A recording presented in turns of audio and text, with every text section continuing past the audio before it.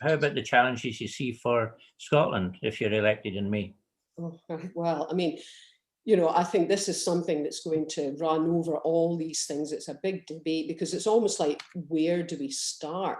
Now, we know the strapline for the SNP is Scotland's future, Scotland's choice, because this is always about choices and having the power to make the choices we want to see. So we've seen just recently that we've been dragged out of Europe against our wishes. We've got the internal market bill providing a route for MPs to restrict our choices potentially in really significant ways, for example, in NHS procurement.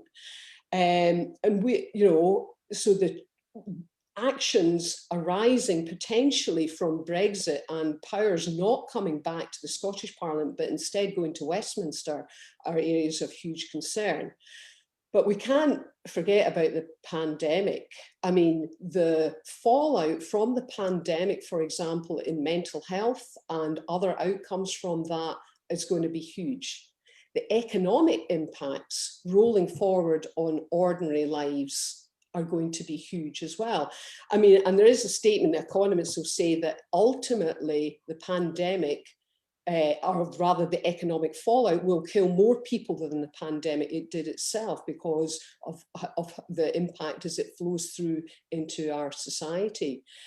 And part of the challenge we have is that the Tories could choose to start another bout of austerity and cut public funding. Now, these are political choices. They will, of course, try and dress it up as economic choices, but they are political choices. And we've seen the impact of that over many years, particularly on the most vulnerable in our community. So there are huge challenges, but lastly, not least, and one about which I feel very strongly about climate change. It is the challenge of our age.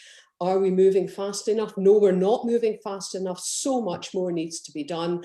And sustainability as well. And I mean sustainability through everything that we do. And most people are just starting to get, you know, kind of come to the table on what that actually means and how they live their lives. And all of this feeds into my sense of urgency that Scotland's voice must be heard in the form of another independence referendum. These should be our choices, and this is our future. And there has clearly been a material change of circumstances, and democracy cannot be ignored, as the Tories are trying to do, and it looks highly likely that the Labour Party in Scotland, yet again, will side with the Tories to deny the democratic expression of the people of Scotland. So a lot to be done.